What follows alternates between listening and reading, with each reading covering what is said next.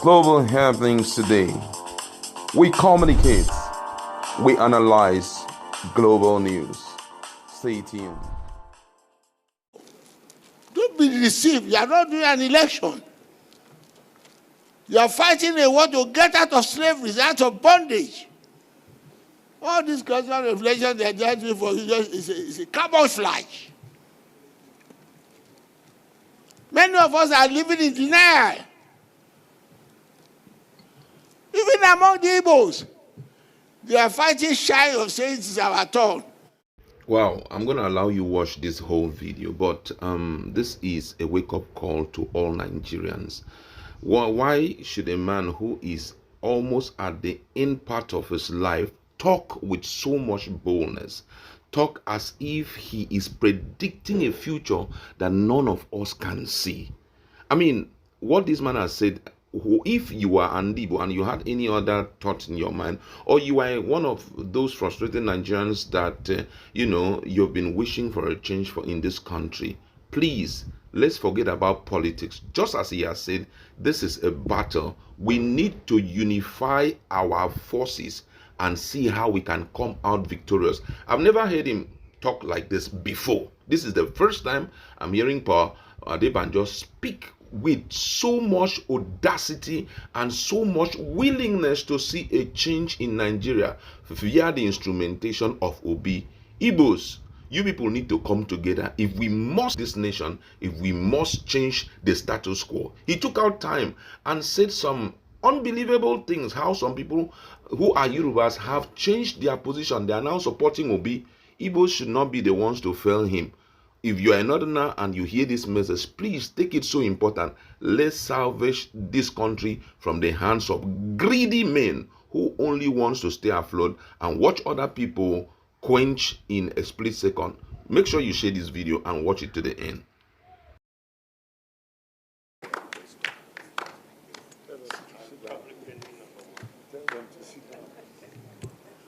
Well. Distinguished delegates. There are so many excellencies here. I don't know why myself, I've never been anybody to be the chairman.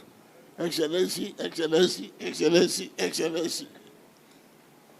But you are here on a very serious note. I am very happy this meeting was summoned and you attend in this great number. I didn't know it was going to be as large. I thought it was like the meeting we were having before. Because I come with a lot of passion. You see, talking about Obi, talking about this incident, well, it's all right with all of you. You can't share the passion of Clark and myself.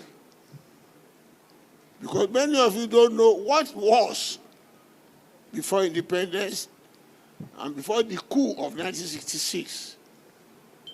Many of you grew up after the military coup of 1966 when they turned Nigeria upside down. When we are having all the problems we have settled before independence to live in peace together, if we really want Nigeria sincerely.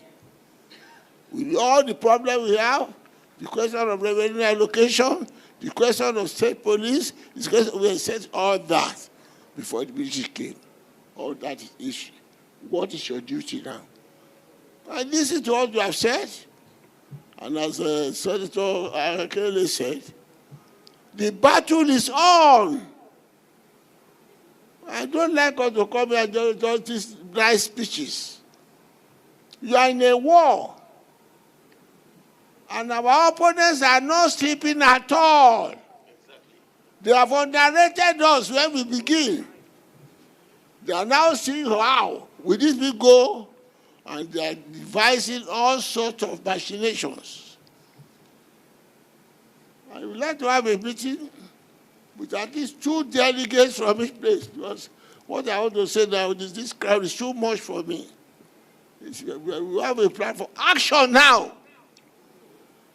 And the deputy leader of Visit Pandem, the ladies folk there, don't take it lightly. This is where I stand It's not a question. You are fighting for your freedom. It's not an ordinary election you're having. The minority Northerners who are holding on as president, they don't want to leave office. Don't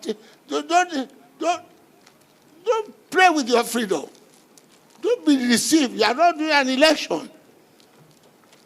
You are fighting a war to get out of slavery, out of bondage. All this cultural revelation they are judging for you is a camouflage. Many of us are living in denial. Even among the Igbos, they are fighting shy of saying it is our turn because they will say it is an Igbo affair. But the reason is not a different affair. When the Igbos say they want to go, you are cheating them. You say they can't go, you go to war. And the very reason why they feel they are being cheated, you are doing it openly. I don't see. If many of you think of the battle in a philosophical and ideological principle, it is not a question of just an election. Obi phenomenon is not labor, it's not Obi. And as I often said, I'm still repeating, those of us who are voting for Labour under Obi leadership, Labour Party now is like Nadeco. All those who are there, I am not Labour. You know my background. But Obi is leading the crusade to get us from the bondage of serious oppressors who are blind oppressors.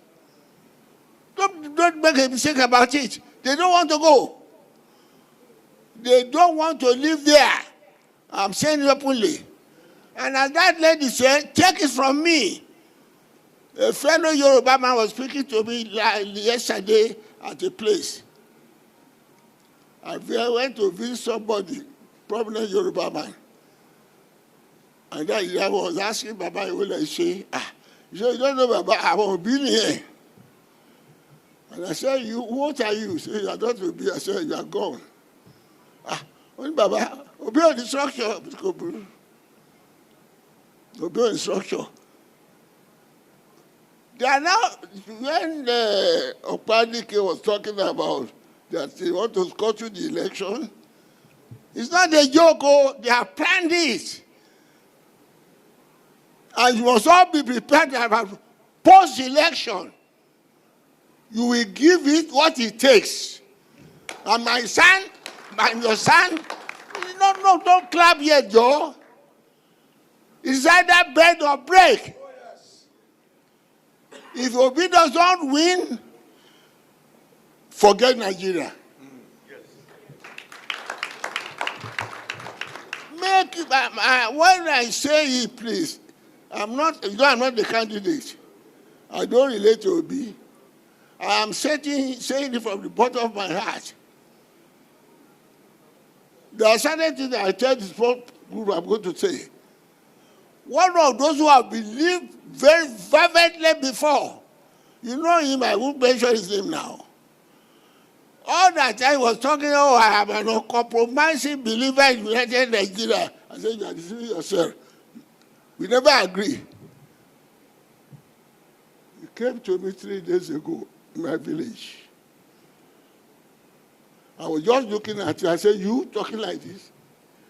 He said, if we miss this election, we will never be free again. A non-Christian, a non-Northerner, a non-Southerner, and a Northerner will never be president. That is their plan.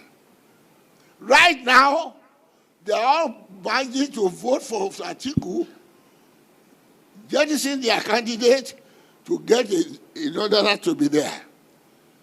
How they will do it, we will see. But you must be prepared.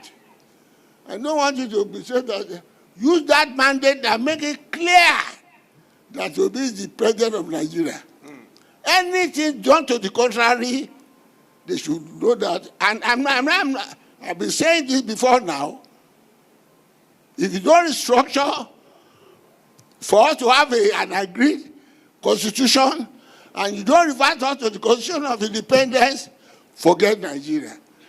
And I often said before, please, just recollect yourself. You are not talking about just making a speech for campaign.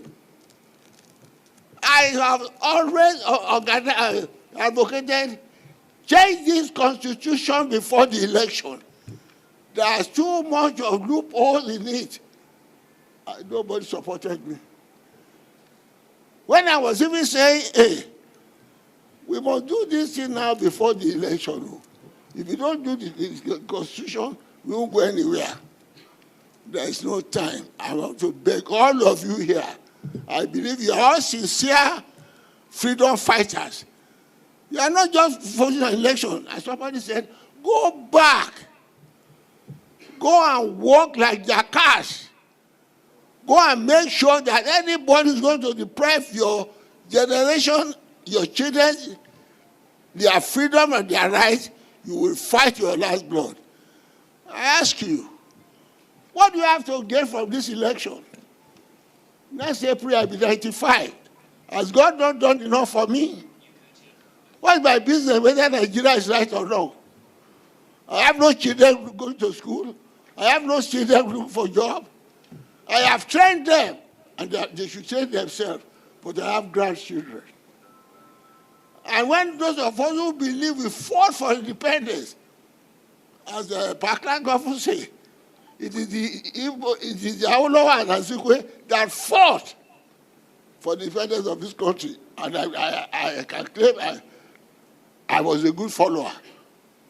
These people want to continuously oppress us now, say they don't want independence.